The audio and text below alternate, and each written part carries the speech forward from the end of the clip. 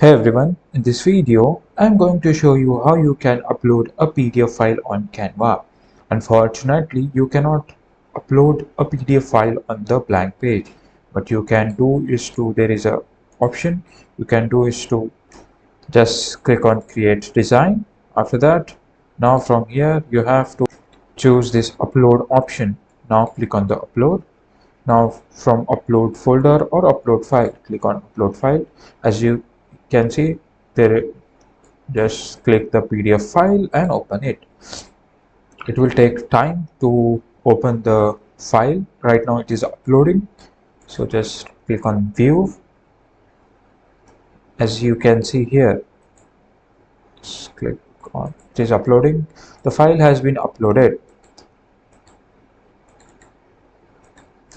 As you can see here, you can access your PDF file and you can just take whatever you want from PDF.